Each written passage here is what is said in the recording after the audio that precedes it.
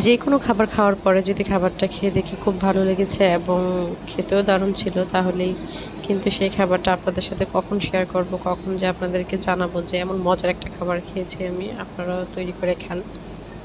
তো সেরকম একটা খাবার মধ্যে এই ডাল ভর্তাটাও আছে। আসসালামু আলাইকুম, সবাই কেমন আছেন? আশা করি ভালো আছেন। ডাল ভর্তাটা যে এত মজার, আসলে প্রথমবার বানিয়ে খাওয়ার পরে আমি এটার পাগল হয়ে গিয়েছি। কারণ আমি এর আগে কখনোই ডাল এভাবে সিদ্ধ করে মশলা দিয়ে তারপরে আমি ভর্তা বানিয়ে খাইনি, এই ফার্স্ট টাইম।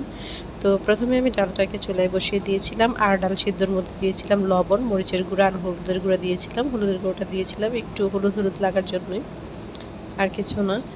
এতটুকু দিয়ে ডালটা সিদ্ধ করে নিয়েছিলাম। তারপরে ডাল ভর্তা বানানোর জন্য পেঁয়াজ কুচি নিয়েছিলাম, তারপর নিয়েছিলাম শুকনো মরিচ ভাজা, তারপর লবণ, সরিষার তেল, ধনিয়া পাতা, এতটুকুই। এইটুকুই দিয়ে কিন্তু আপনারা ভর্তাটা বানাতে পারবেন, আর কিছু লাগবে না।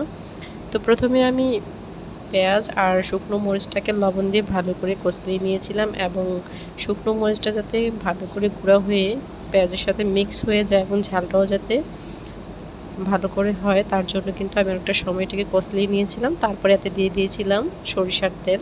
সরিষার তেলটা দিয়ে আরও একটু মাখিয়ে নিয়েছি যাতে সরিষার তেলটা এদের সাথে মিক্স হয়ে যায়। তারপরে এই যে সিদ্ধ করা ডালটা সবগুলো আমি দিয়ে দিয়েছিলাম পেঁয়াজ মরিচ মাখার মধ্যে। তারপরে ডালটাকে পেঁয়াজ মরিচের সাথে ভালো করে মেখে নিয়েছি। তারপরেই কিন্তু রেডি ডাল ভর্তা। অনেক মজার একটা ভর্তা, এটা কিন্তু কম সময়ে করা যায়। মসুর ডালটা কিন্তু একটু পানি দিয়ে রান্না করতে গেলে কিন্তু অনেকটা সময় লাগে। আপনারা চাইলেই কিন্তু বাহির থেকে হুট করে বাসায় ঢুকে ডালটা বসিয়ে দিয়ে তারপরে 15 থেকে 10 মিনিটের মধ্যে সিদ্ধ করে নিয়ে তারপরে ডাল ভর্তাটা করতে পারেন। আর আমি গ্যারান্টি তৃপ্তি নিয়ে অবশ্যই 1 প্লেট ভাত খেয়ে ফেলতে পারবেন। সবাই ভালো থাকবেন, আল্লাহ হাফেজ। আর অবশ্যই সহজ রেসিপিটি ট্রাই করবেন, ইনশাল্লাহ আপনাদের ভালো লাগবে। সবাই ভালো থাকবেন। ভিডিওটি আজকের মতো এখানেই শেষ করছি।